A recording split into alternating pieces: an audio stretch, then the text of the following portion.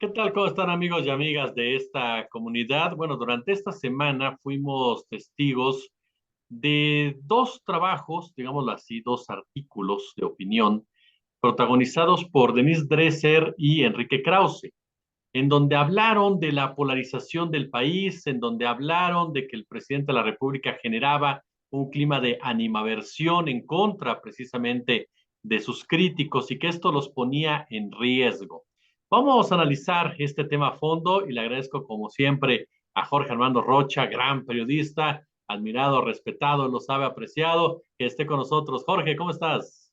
Estimado, muchas gracias por la invitación. Un placer, un honor estar contigo. Muy buenas noches, días, tardes, según el horario en el que nos estén observando. Efectivamente. Oye, pues yo de entrada te preguntaría, ¿qué valor le das tú desde tu análisis, desde tu expertise periodístico, a este concepto, a estas declaraciones en donde nos dicen, atentan o ponen en riesgo la vida de los críticos del presidente de la República? Hablamos ya de un discurso delirante, hablamos de un plan o una intención siniestra. ¿Qué valoración le das tú a este tipo de posturas, Jorge? Pues yo creo que de entrada nos refleja que tanto Denise Dresser como Enrique Krause no les gusta la democracia, porque la democracia es apertura, es pluralidad, es debate. No solo se trata de elecciones libres. ¿Cómo vas a ir a votar si no tienes información suficiente?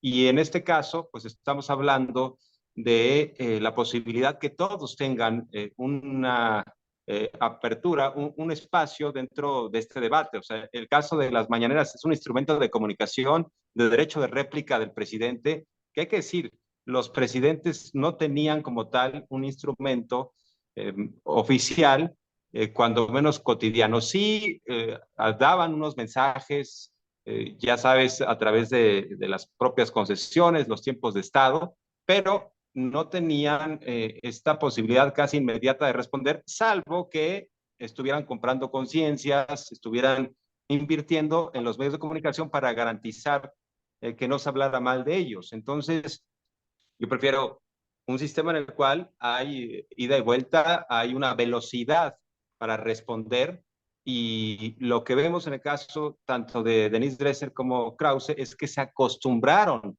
al sistema autoritario en donde pues los medios convencionales se alineaban con el presidente de la República, recibían contratos, y no solo los medios, los comunicadores, como los propios historiadores. Enrique Krause recibía millonadas. Si vemos el sexenio pasado, todo lo que tiene que ver con la industria que mueve Enrique Krause, pues recibieron más de 120 millones de pesos. Eso es de lo que sabemos, eso es de lo que está visible, y seguramente fue mucho más, porque luego había contratos a otras empresas para simular. Entonces, hay que recordar que en el caso de Krause, en una feria internacional del libro, él dijo que confesaba que añoraba en buena medida la dictadura perfecta, esta que definió Mario Vargas Llosa. ¿Y por qué la añora? Pues porque siempre y cuando tuvieras estos guiños con el presidente, que además te permitían disentir en algo, ¿no? En ciertos aspectos, pero al final estabas de acuerdo en lo fundamental con el régimen. Entonces, pues esa era la crítica orgánica que se necesitaba y pagaba bastante bien. Y el propio Krause dice, pues yo añoro eso. O sea, la pregunta es, ¿estarían diciendo que López Obrador tiene, según ellos, tendencias autoritarias si recibieran contratos como lo hacían con presidentes anteriores? Pues difícilmente, ¿no? Entonces, hicieron de la comunicación y de las posturas académicas, de las posturas intelectuales, un negocio, o sea, una mercantilización de las plumas, y creo que eso se refleja. O sea, hay que recordar en el caso de Krause que él escribió ya hace algunos meses un artículo en The New York Times en donde hacía una franca invitación a Biden para que interviniera en México y moderara las tendencias autoritarias de López Obrador. O sea, pidiendo, clamando que desde el extranjero sometieran al presidente de México, porque también esa ha sido una de las estrategias, que si no se puede desde el ámbito nacional, desde el ámbito extranjero, se pueda maniobrar.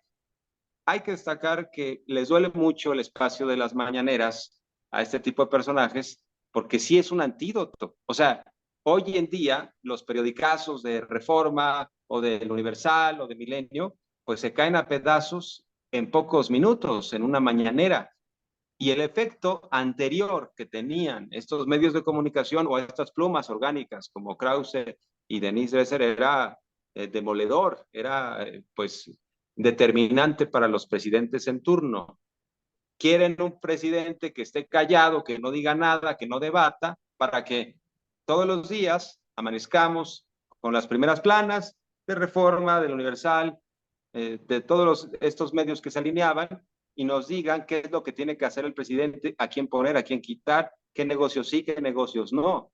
Ese es el esquema que añoran y nos habla de cómo estos medios se quedaron en una especie de involución democrática. No entendieron que ya tenían que aprender a vivir sin esperar dinero público y sin ser una careta de grupos de interés, de grupos de empresarios que simplemente están en el golpeteo para obtener más negocios o para apoyar a políticos, a gobernantes que les puedan dar apertura para otros negocios. Este punto que tocas al final, Jorge, los hombres del dinero que están detrás precisamente de estas plumas, ¿cómo operan a final de cuentas? Pues operan, yo creo que ya desde décadas atrás, como grupos que intentan no ser visibles, pero que si uno sigue la pista de las agendas, de las caretas de Reforma, del Universal, de Milenio, de El Economista, del Financiero, nos damos cuenta quiénes son los beneficiarios. Entonces, no les gusta operar abiertamente, decir, nosotros somos esto y somos estos y apoyamos ciertas causas. En el caso de Latinos, por ejemplo, hay dinero de la familia Madrazo. ¿Hasta qué punto el propio Roberto Madrazo, exgobernador de Tabasco, expresidente del PRI, quien se robó millonadas de los tabasqueños, hasta qué punto pues le metió dinero? No sabemos qué tanto, pero sí sabemos que su hijo participa. Sí sabemos que Silvano Aureoles, como gobernador de Michoacán, anduvo financiando a Latinos. Entonces, así operan eh, y cómo se conforman tanto políticos como empresarios. Dicen, queremos tener influencia en el espacio mediático, queremos lograr más negocios. ¿Cómo lo logramos? Bueno, algunos encontraron en el golpeteo mediático una forma de subsistencia y una forma de chantaje y una forma de extorsión ante el Estado mexicano, porque lo que hacían muchas veces era extorsionar. O sea, valía muchísimo una primera plana en Reforma en donde, por ejemplo, se decía que tal contrato con tal gobierno pues estaba mal hecho o no se había hecho licitación y lo tiraban y eran capaces de lograr que avanzara una agenda empresarial. Pero también, si revisamos, nos damos cuenta que todos estos grandes empresarios, los que aparecen en la lista de los más ricos del mundo, en lo que hace a nuestro país, pues todos dijeron, así como hay que poner bancos, así como hay que poner otro tipo de negocios, los que nos imaginemos, lícitos y que intentaban meterse en todos lados, dijeron, es indispensable tener un medio de comunicación, es indispensable tener una careta, es indispensable un vehículo golpeador. No les interesa tanto cuánto se puede generar por la publicidad gubernamental a estos grandes empresarios, ¿no? Me refiero a los grandotes, porque hay otros medios que son más pequeños que viven 100% de la publicidad gubernamental o vivían. Pero hay otros que dicen, no importa que no sea tan rentable un medio en términos inmediatos, en términos de utilidad, ¿no? En términos económicos, estrictamente hablando, sino la rentabilidad está o estriba precisamente en que podemos apoyar a ciertos gobernadores y se triangula, ¿no? O sea, apoyamos a ciertos candidatos y si llega, mira, yo te apoyé con tal medio, con tal vehículo y esto tiene un valor, entonces dame un negocio para hacer hospitales o para hacer centros penitenciarios, ¿no? Que es el caso que incluso se ha expuesto en la mañanera, a Grupo Imagen, ¿no? eh, le daban contratos para asuntos en los cuales no tiene ninguna experiencia, sino simplemente le entregaban recursos públicos eh, para administrar. A otros medios les entregaban créditos que no tenían que ver con la esencia o con el giro del propio medio. En el caso del Financiero, que le entregaron, me parece, fueron $200 millones a través de manobras, y uno dice, bueno, ¿y qué obra hicieron estos señores? Más que simplemente invertir en su propio desarrollo en términos mediáticos. Entonces, pues así han operado bajo la lógica de que pues se puede abrir paso, ¿no? Pueden ellos incidir en las políticas públicas, pueden ellos tener una presencia más amplia con este tipo de vehículos. Ahorita tocabas un punto también, todo ha sido muy interesante lo que nos expresa mi querido Jorge. Y mi duda es, ¿cómo viene el final del gobierno de Andrés Manuel López Obrador? Porque esta crítica constante a la mañanera, como bien señalas, tiene una finalidad, esa finalidad de desvirtuar. Pero mi pregunta es, ¿entienden ellos el fenómeno mediático que es Andrés Manuel López Obrador? Y que, a menos de que, por favor, tú me corrijas, siempre he pensado que se basa en algo que se minimiza mucho en los medios de comunicación muchas veces, en los grandes medios, sobre todo, como bien señalas, que es la credibilidad que puede llegar a tener López Obrador para un sector de la población y que puede convertirse precisamente en el punto más vulnerable de la oposición y de estos intelectuales que carecen de ella. ¿Hay esa comprensión o ellos a quién creen que le hablan o a quién le buscan hablar? Pues es muy interesante lo que planteas, porque creo que sí están partiendo de premisas falsas. En el caso de Denise Dresser dice, si se acaba la mañanera, termina la polarización social, pero eso no tiene nada que ver. La polarización en este país ya existía, ya había un caldo de cultivo. ¿Y a qué me refiero? La desigualdad. Estamos en uno de los países más desiguales en todo el mundo, en donde muy pocos tienen mucho y muchos tienen muy poco. Esa polarización se generó en el sistema neoliberal. Esa polarización explica un liderazgo como el de López Obrador. Si viviéramos en un país más igualitario, en desarrollo, eh, pero con menos disparidad, si viviéramos en Suecia, pues ahí no entenderíamos que surgiera un liderazgo como el de López Obrador. Diríamos, ¿y este señor de qué nos está hablando? Pero López Obrador nos está hablando de lo que sucede en México, porque ha recorrido al país, ha recorrido las comunidades, los pueblos abandonados, los pueblos marginados. Como nadie ha sabido leer a ese México marginado. Y lo que hace es poner de relieve lo que ya existe. Lo que pasa es que, en efecto, estas élites políticas, mediáticas, han vivido en un mundo de caramelo en donde intentan tapar el sol con un dedo, y en cierta medida les funcionaba que cuando había menos medios de comunicación, sí masivos, pero menos apertura, menos diversidad, cuando el Canal 2 era hegemónico, cuando había 2 o 3 estaciones de radio, pues de alguna manera controlaban la información, pero que no escucharan a los inconformes no quería decir que no ven conformes. O sea, el 68 fue una manifestación estudiantil de inconformes, el 71 lo mismo, el 88 hubo inconformidad en las calles. O sea, todo esto, pues no lo inventó López Obrador, no se inventó la historia del país. Y cuando ellos nos dicen, es que si López Obrador deja de hablar, ¿se acabaron los indignados? ¿Se acabaron los inconformes? Pues no, al contrario. López Obrador y la mañanera son un catalizador de esa inconformidad, ¿no? Y en ese sentido son una válvula de escape, y yo diría, pues quizá hasta le conviene a López Obrador que estos hombres y mujeres del viejo régimen estén confiados, estén pensando en que si, por ejemplo, logran que el INE acote las mañaneras, pues ahí van a ganar. ellos parten de estas premisas falsas, ¿no? Es que López Obrador envenena a la gente, está diciendo mentiras y nosotros tenemos la razón, pero pues cada día salen más ejemplos de quiénes fueron los que nos gobernaron. Ahora está el asunto de Héctor Villarreal, este secretario de Finanzas de Humberto Moreira, allá en Coahuila.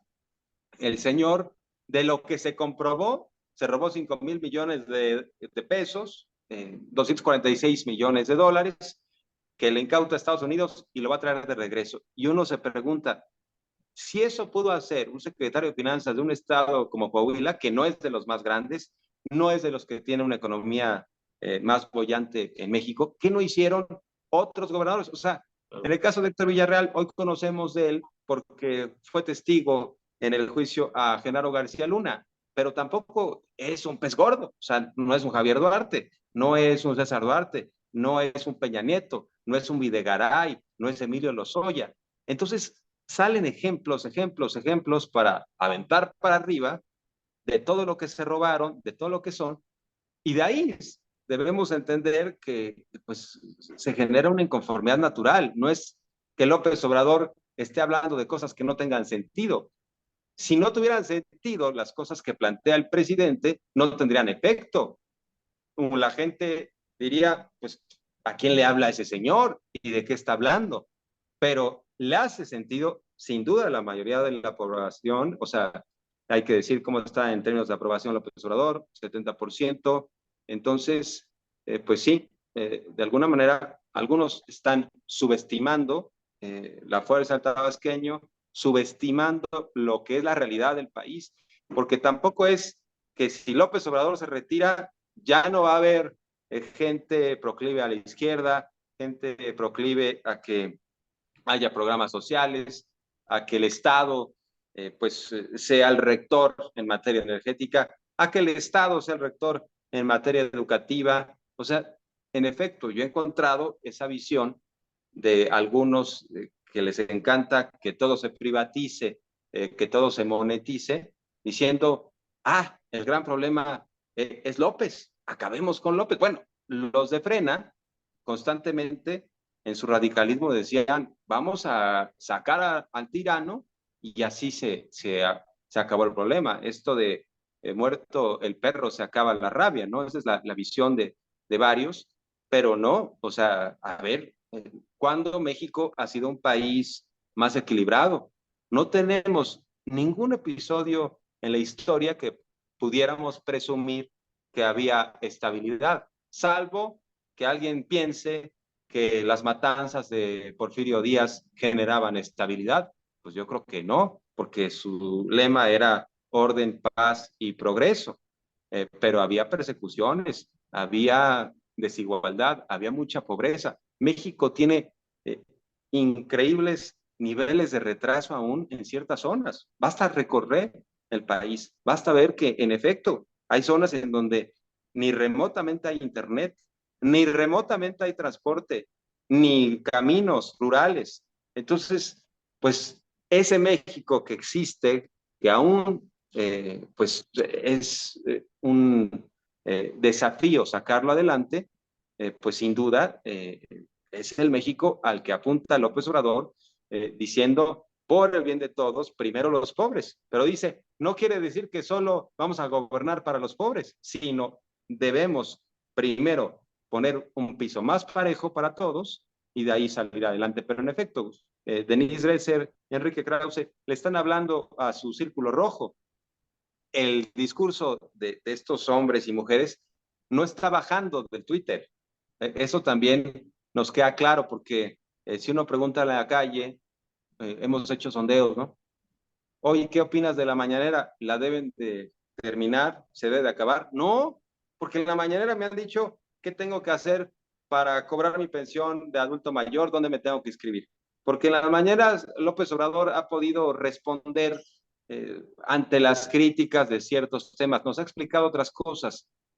Y hay que destacar que independientemente de que uno esté a favor o en contra de López Obrador, si es demócrata, debe estar en favor de la apertura, de la pluralidad, que se escuche todo. Por favor, que no nos vengan a decir que si López Obrador desmiente un tuit de López Dóriga o de Ciro Gómez Leiva, está incitando a que alguien atente en contra de la vida de esos comunicadores. O sea, la democracia es diálogo, es ida y vuelta, es réplica. En Estados Unidos vemos constantemente a los presidentes, incluso en campaña, porque cuando van por la reelección, pues ni modo que no hagan campaña, ¿no? Claro. Entonces los vemos en estos diálogos tensos, duros, y con la prensa, así es. Ahora que la prensa diga, ay, no, no, no, es que nos critica el presidente y eso es una asimetría de poder. No, lo que pasa es que quisiera la prensa orgánica que López Obrador estuviera sentado recibiendo nada más los golpes y a su vez estos grupos de interés mandando, ¿no? Sobre López Obrador. Sí estamos ante un cambio de paradigma. Sí creo también que independientemente de quien gobierne, pues va a tener la necesidad de o crear un instrumento similar a la mañanera o continuar con la mañanera, porque eso le da más autonomía al presidente o presidenta en torno a los medios de comunicación. Ya no puede estar un presidente o presidenta en los próximos sexenios cercados, secuestrados por los medios, porque se acostumbraron a eso, a secuestrar a un presidente, a convertirlo en un gerente. En el caso de Peña Nieto fue dramático. Primero lo encumbran, primero lo venden como producto milagro, les ayuda, ¿no? Lo succionan, lo exprimen como limón hasta donde les sirve y después intentan acabar con él. Esa es la naturaleza de estos medios y es lo que representan estas plumas orgánicas. No hay un interés genuino por la libertad de expresión. Esto es a conveniencia. La libertad de expresión llega hasta donde sus propios intereses llegan, ¿no? Claro. Mi querido y admirado Jorge Armando Rocha, siempre es un placer de verdad escuchar tus análisis, tus opiniones. Muchas gracias, en serio, en verdad también me nutre mucho conversar contigo. Gracias por la invitación y espero que sean muchas más. Eres muy gentil. Te mando un fuerte abrazo.